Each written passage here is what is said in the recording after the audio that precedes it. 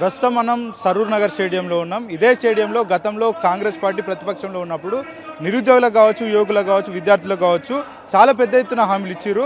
వాళ్ళు ప్రభుత్వంలోకి వచ్చి 3 సంవత్సరాలు పూర్తి చేసుకున్నా కూడా ఇప్పటి వరకు కూడా ఏదైతే ఈ సరూర్ నగర్ వేదిక ఇచ్చినటువంటి హామీలు ఒక్కటి కూడా అమలు చేయట్లేదంటూ నిరుద్యోగులు పెద్ద ఎత్తున ప్రభుత్వం మీద ఆగ్రహం వ్యక్తం చేస్తూ ఉన్నారు. ఇదే అంశం గురించి మనతో మాట్లాడడానికి బీఆర్ఎస్ నేత ఉన్నారు, మాట్లాడించే ప్రయత్నం చేద్దాం. చెప్పండి, పెద్ద ఎత్తున ఆ రోజు ఇదే వేదికగా చాలా వరకు నిరుద్యోగులకు హామీలు ఇచ్చారు, ఎక్కడ కూడా ఇంప్లిమెంటేషన్ లేవు, నిరుద్యోగులంతా కూడా ప్రభుత్వం మీద మండిపడతా ఉన్నారు. ఇప్పుడు బీఆర్ఎస్ పార్టీ కూడా సభ ఏర్పాటు చేసింది. అసలు ఎట్లా చూడొచ్చు అంటే? నమస్తే, నా పేరు మనీషా, బీఆర్ఎస్వి. గతంలో చూసుకుంటే ఇదే సభలో రేవంత్ రెడ్డి గారు లేనిపోని మాటలు చెప్పి విద్యార్థులలో మరియు నిరుద్యోగులలో చాలా ఆశలు రేపి ప్రభుత్వంలోకి రావడం జరిగింది. కానీ ఆయన మాటలన్నీ గాలి మాటలే పోయినాయి. ఎందుకంటే 2 లక్షల జాబులు ఇస్తామని చెప్పారు, గవర్నమెంట్ జాబ్లు. అందులో ఆయన చేసింది మాత్రం 67,000 మాత్రమే. మిగతా వేడకపోయినాయి. జాబ్లు వేసుకున్నాడా, వెనకేసుకున్నాడా తెలియదు. అండ్ ఇంకా చూసుకుంటే స్కాలర్షిప్స్ రియంబర్స్మెంట్ చాలా మేజర్ థింగ్ విద్యార్థులకు. కాకపోతే ఇప్పుడు అవి కూడా గాలికే పోయినాయి. అవి ఇవ్వట్లేదు. ఒక స్టూడెంట్కి గ్రాడ్యుయేషన్ డిగ్రీ అయిపోయిన తర్వాత ఇంకా ఫర్దర్ స్టడీస్కి వెళ్ళాలన్నా, ఒక జాబ్ చేసుకోవాలన్నా, వాడు బతకాలన్నా ఆ సర్టిఫికెట్స్ చాలా ఇంపార్టెంట్. ఈయన రియంబర్స్మెంట్లు, స్కాలర్షిప్లు ఇవ్వకపోవడం వల్ల అవి కాలేజ్ వాళ్ళే హోల్డ్ చేసుకోవడం జరుగుతుంది. దానివల్ల కూడా విద్యార్థులు, నిరుద్యోగులు చాలా బాధలు పడుతున్నారు. మరియు రీసెంట్గా చూసుకుంటే మనం దిల్సుఖ్ నగర్లో SI aspirants and constable aspirants వాళ్ళకి కూడా చాలా హామీలు ఇవ్వడం జరిగింది కాంగ్రెస్ గవర్నమెంట్. కానీ అవి ఎక్కడా చేయడం జరగలేదు. ఇంకా ఊపర్స్ అడిగితే ఎంట్రెన్ దాగి జావండి అది ఇది అని మాట్లాడుతున్నాడు. సీఎం పదవిలో ఒక విద్యారంగం హోల్డ్ చేస్తూ అట్లాంటి మాటలు మాట్లాడడానికి నీకు సిగ్గుండాలి.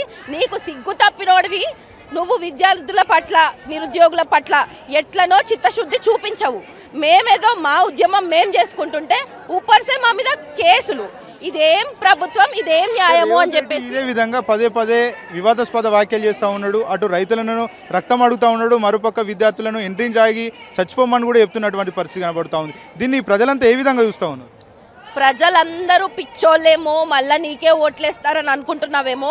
ప్రజలందరూ గమనిస్తున్నారు. ప్రజలతో పాటు ఇక్కడ వేలాది మంది మధ్యలో వచ్చిన విద్యార్థులు కూడా గమనిస్తున్నారు.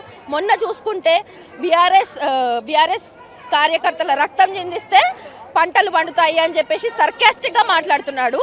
మేము అది సీరియస్గా తీసుకుని అంత రక్తం మేము ఇవ్వడం జరిగింది, బ్లడ్ డొనేషన్ చేయడం జరిగింది. అది ఆయన వరకు రీచ్ అయిందా కాలేదా అన్నది పక్కకు పెడితే ఆయన వాక్యాలు మేము తీసుకుని సీరియస్గా ఆ ప్రోగ్రామ్ చేయడం జరిగింది. ఎందుకంటే అక్కడ ఉన్నది రైతులు, వాళ్ళ పట్ల వెటకారం బీఆర్ఎస్ ప్రభుత్వం ఎప్పుడూ చెయ్యదు, చేసినట్టు కూడా గతంలో కనిపించలేదు. అందుకే మేము సీరియస్గా తీసుకుని దాని మీద ఆన్సర్ ఇవ్వడం జరిగింది. ఇంకా చూసుకుంటే నిరుద్యోగులకు జాబ్లు ఇస్తా అన్నాడు, అవి ఇయ్యలేదు. రిటర్న్లో క్వశ్చన్ చేస్తే ఎంట్రీని దాగి చావమన్నాడు. అది ఎంతవరకు న్యాయమో కూడా ఈ ప్రజలు మరియు అధికారంలో ఉన్నప్పుడు నిరుద్యోగులను పట్టించుకోలేదు, ఉద్యోగాలు ఇవ్వలేదు. మేము ప్రభుత్వంలోకి వచ్చినటువంటి కొద్ది కాలంలోనే చాలా వరకు ఉద్యోగాలు ఇచ్చామంటూ రేవంత్ రెడ్డి చెప్తా ఉన్నాడు. సభలు పెట్టడానికి బీఆర్ఎస్ పార్టీకి అసలు నైతిక అర్హత లేదంటూ కూడా వ్యాఖ్యలు చేస్తా ఉన్నాడు. ఒక మాట చూసుకుంటే అవును, ప్రతి గవర్నమెంట్లో తప్పులు జరుగుతాయి, లోటుపాట్లు బీఆర్ఎస్ గవర్నమెంట్లో కూడా ఉన్నాయి, లేవని నేను చెప్పట్లేదు.